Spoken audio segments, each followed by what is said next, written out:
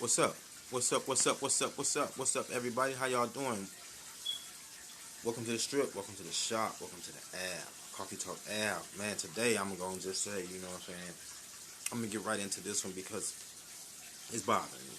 It's bothering me, and I know y'all need to hear this. Somebody right now is needing this message.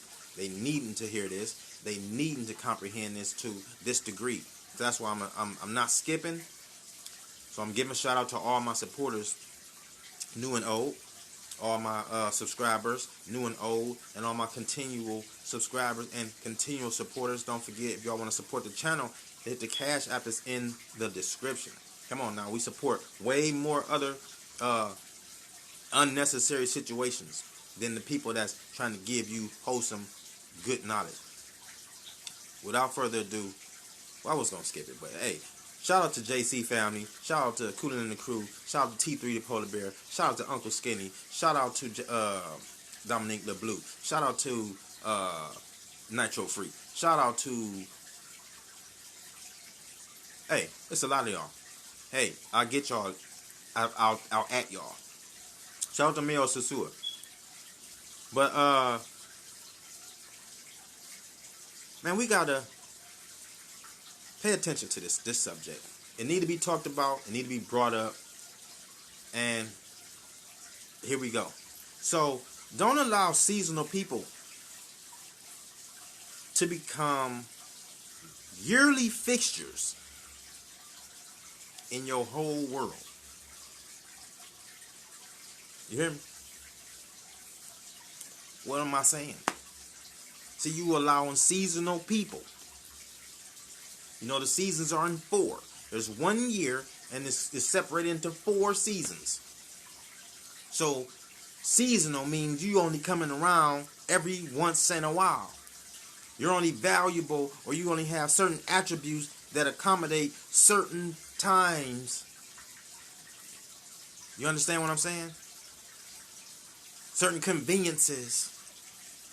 So you can't allow seasonal people to become permanent fixtures in your whole world. What do I mean by that? Because you'll let a seasonal person, a person who you know whose only value is a certain level, but you'll let them stick around. So you're trying to start a business. Let me get right into it. You're trying to start a business, right?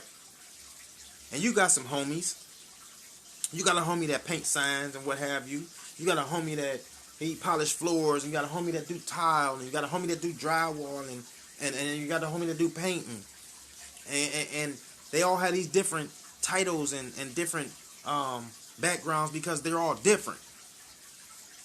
You see what I'm saying? So these are seasonal people we dealing with. Listen to this conversation. There's seasonal people that we dealing with.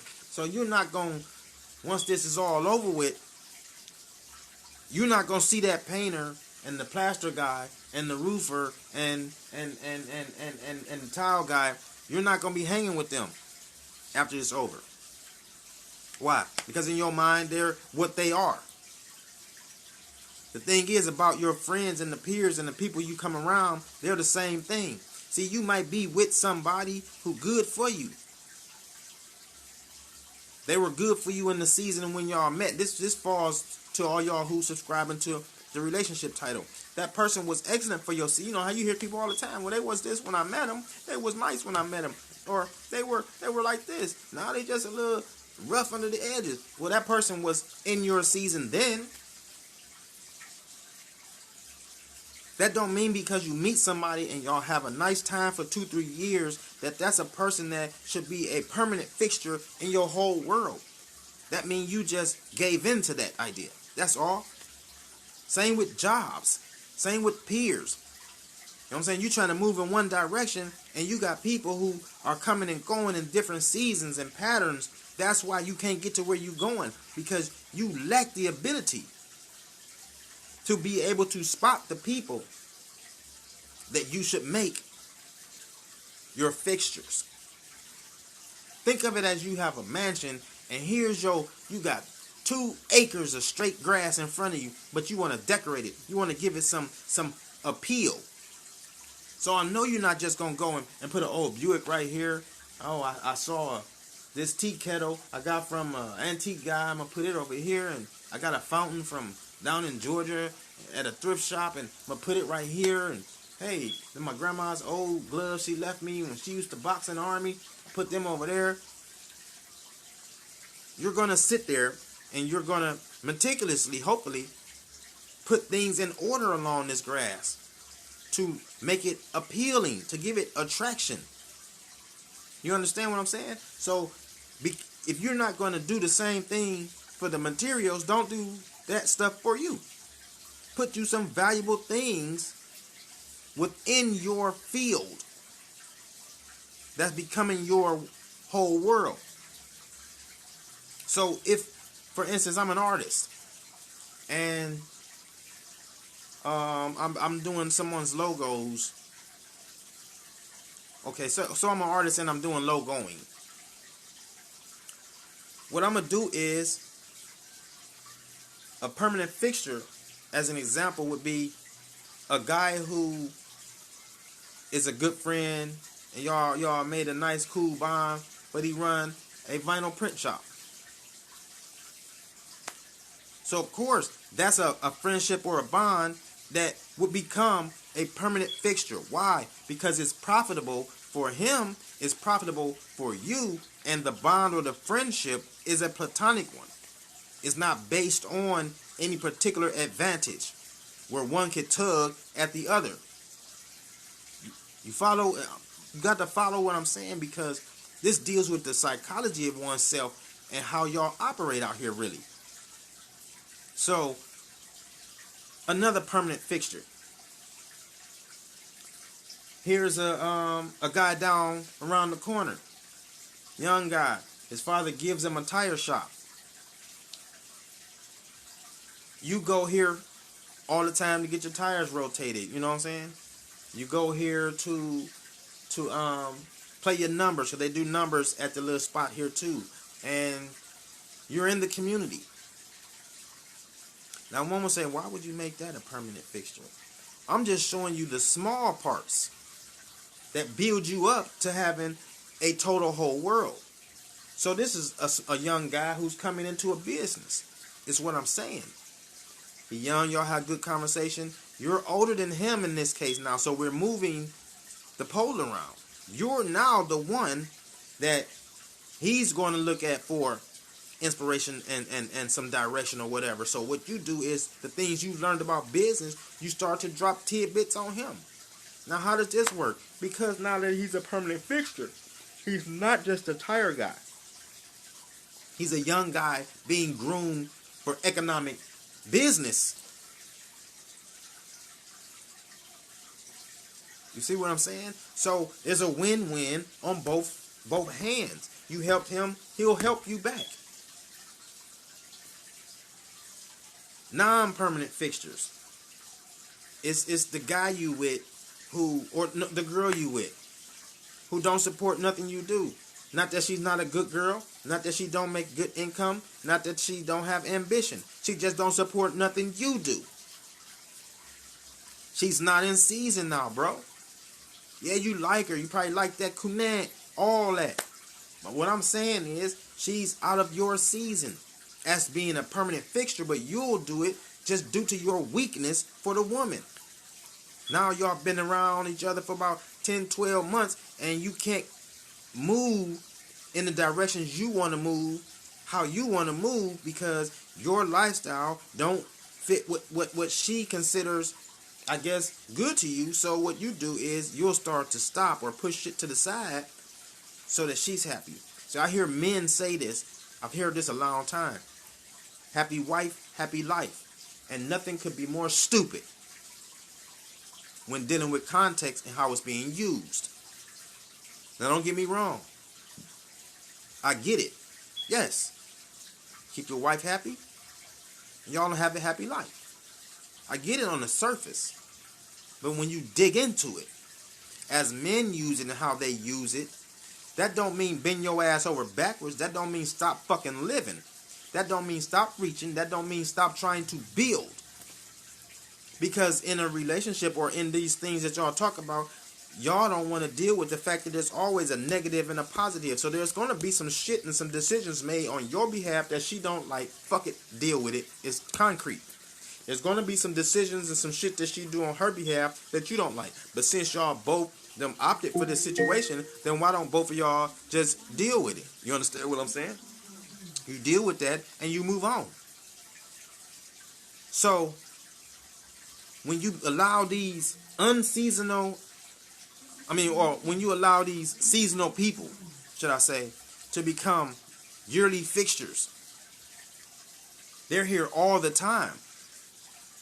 And everywhere you turn, since you've posted one of these yearly fixtures that aren't in season, here you have a person who, I don't know, for some strange reason, you ever have a friend that they only spiritual like during the summer. Come wintertime, these motherfuckers don't be on that shit. Or a motherfucker who over here, they all about that grill and home cooking in the spring. Come summer, they ain't trying to cook in their kitchen or do none of that. It's the same with studying. It's the same with business. It's the same with everything else. See, you'll have that friend who amped up all the time. Hey, man, we should start this. We should do this. We should do that. Oh, yeah, hell yeah. Come time to do that shit, though, he ain't around and he ain't really ready. He or she ain't really ready to cut it. You got to know to stop them right there. Okay, so, you could be, and learn how to delegate. Okay, I see you like this, so you a promoter. I mean, let you promote then. No, you can't get in on the business because for what? You're not a permanent fixture. Bitch, you seasonal. And y'all start being upfront. Look, man, I'm going to tell you one thing that's for sure. It's not rude to be upfront. It's how you say it. It's not what you're saying, it's how you're saying it. Like I used to have an example I used to use all the time. When you catching public transportation, like public busing and stuff like that, there would be at the bus stops where people would ask, excuse me, do you have the time? So it became sort of like my example to use as a psychological thesis between the peer circle, that we would go over this particular idea. If it's 10 people standing at a bus stop, I did the test. So I was the experiment. I was the crash dummy. I was the person who wrote down. So I would ask people when they say that before I tell them what time it is. If I told them, well, excuse me, sir, could you tell me the time? I would like to know, excuse me, what was it about me that made you walk past the first 9 people to ask me what time it was when you couldn't even see my watch? You know what I'm saying? So my friends would say, oh man, well, some of them, not all of them, but hey man, that's a rude shit, bro. You be tripping with that because they don't heard me say it, do it at McDonald's or wherever else we at. And I said, oh, well, why would you ask? They said, oh, I want to know what time it was. Is that wrong? No, I wanted to know why you would ask me. You know what I'm saying? So in the grocery store of 40, 50, 60 people, and I saw you walk past 30 people, and then you asked me. That thought was on your head while you were walking past. So I started to figure it out and put 2 and 2 together about the energy you putting off and the reception. Because I'm the way I am, I'm fairly receptive to people. You know what I'm saying? I don't walk with a scowl. You know what I'm saying? I ain't gripping my nuts. My pants ain't off my ass. You know what I'm saying? I don't smell bad at all. I'm clean, upkept. You know what I'm saying? I speak with clear vocabulary. You know what I'm saying? So, people will tend to lend you some of their energy. You're receptive to conversation and to those beings who are looking for and don't know how to find it. You're like a cell phone tower. I'm saying they can find you, and so with knowing that, you start to identify. You start to be able to you know what a seasonal person is versus a person who is valuable to you. A person who is meant to be around greatness while you're achieving your greatness because they're manifesting energy to bring their greatness out. Not people who are just here temporary. You know what I'm saying? Like when you jumping, they here. When you ain't like when I was doing nonprofit. Like when we was doing parties, you got a great number of people to show up. That's associated with the org. When you do a community service, where you gotta literally put your feet on the ground and get out here, no, then you can't galvanize enough people. So that's all I'm saying, y'all. We gotta stop allowing seasonal people to become yearly fixtures in our world. With that being said, man, y'all know what it is, man. Like, comment, share.